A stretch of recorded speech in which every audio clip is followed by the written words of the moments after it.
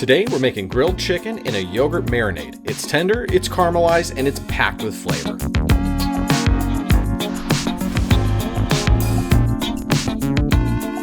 Welcome back, it's Mike C with HLM BBQ. Nobody freak out. If you haven't tried yogurt as a marinade on chicken, then you need to. I think it's one of the best ways to tenderize, to create caramelization and infuse flavor into the chicken. And the marinade sticks right to it, so you don't have to worry about getting some pieces of chicken that have marinade on it, and then others somehow just haven't been touched at all.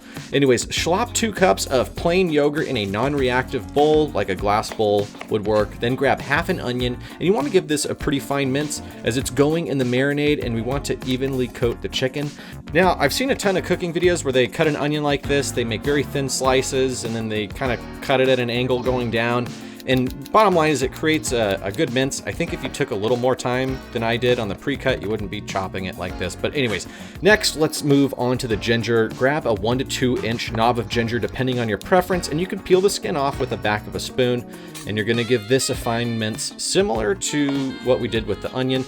I just like to cut it in little slices and then keep a little stack, kind of like matchsticks, and then dice across it. You could just go straight for chopping like I'm doing right here. It's your personal preference. Chuck that in a bowl. We need the juice of 1 lemon. So I like to roll the lemon out, Mom, and it feels almost like a hand massage. I don't know if it's actually changing how much juice comes out of it, but it feels good, so I do it anyways. Next, let's move on to one of our favorite ingredients, which is garlic. I love this little garlic roller thing. Sometimes it shoots the garlic across the room. No big deal. Anyways, peel and press at least 6 cloves of garlic. If you don't have a garlic press, then just put a nice fine mince on them. And this marinade is already starting to smell ridiculously good, but we're not done yet. Next, we add a 1/4 cup of back rub. That is our all-purpose seasoning. It's a classic barbecue seasoning, but we add things like orange peel to it, turmeric. It adds a great color as well. It's available for purchase at our website, hlmbbq.com. Finally, add 1 teaspoon of cumin, and you're gonna wanna give this a nice mix. Welcome back to the channel. If it's your first time, then thanks for showing up. We love all things barbecue and pretty much all types of cooking. If you're into cooking tons of random food, then we'd love for you to subscribe to our channel. We drop a new recipe every Saturday morning, and we're always looking for ideas, so please feel free to drop us a comment below. Okay, set that aside, and we're gonna prep our chicken quarters. If you don't wanna butcher chicken quarters or you don't care about it, skip to some point in the future of this video. I'm not sure exactly where we stop butchering. But anyways, we're starting to butcher more of our food, especially with the cost. And chicken quarters are some of the cheapest meat you can buy. And it's made up of the drumstick, the thigh, and the back. What we like to do is just run a knife right between the drumstick and the thigh meat. The knife should slide easily without hitting any bones. So if you kind of maneuver it around, you should get a clean cut, and it shouldn't be hitting anything. Next, we're going to remove the back.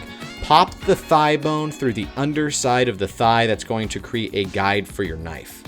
And thanks for the feedback. We got that we were leaving too much meat on the back, and you can hug the pelvis bone with your knife, is what I've been told. If you think there's a better way to butcher thighs, we'd love to hear it. We don't want to waste any meat. Take those backs and make a stock out of them if that's what you feel so inclined to do. Now take the thighs, and you're going to cut a slice in line with the thigh bone through the skin, because we want the marinade to really penetrate through here. And we're doing the same thing on the drumstick. And just be careful on your slices. What I did was a little sketchy here. Try to practice a little better knife safety. Anyways, now that we have the slices in the chicken, we can add it to our marinade bowl. And I really like to pack this yogurt marinade all over the chicken until it looks like a nice pile of gloop like this right here. And what you want to do is just wrap this up in some saran wrap and put it in the fridge for 4 to 6 hours. You don't want to go much longer than that because the chicken will start to break down. Now it's time to get excited. We've got the chicken out. Let it sit for about 30 minutes while you prepare your charcoal. Today we're using B&B charcoal, which is perfect for smoking and direct grilling. And we're using a 2-zone cooking method on a classic charcoal grill, and almost forgot the wine. Also, thanks Ian, Roxanne, and Elliot for this barbecue. I forgot that you guys also gave us this in addition to the deep fryer from last time. Again, we want to share some of this chicken with you, so we'll see you in Vermont, or we'll see you out here soon.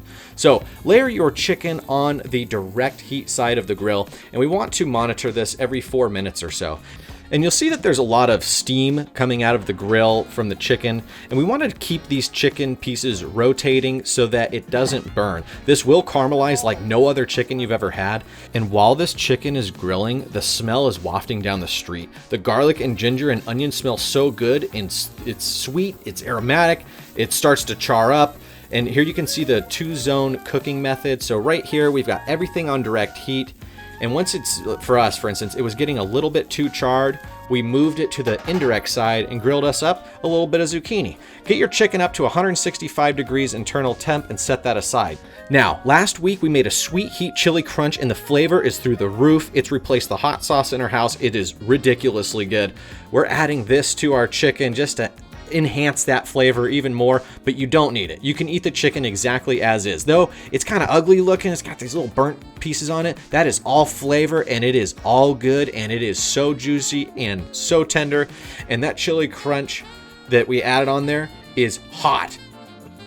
This chicken is some of the best grilled chicken that we've made. Thank you so much for showing up today. Again, if you liked what you saw, please subscribe to our channel. If you've got any suggestions, questions, comments, corrections, drop them in the comments below. Now get out and barbecue. We'll see you in 1 week.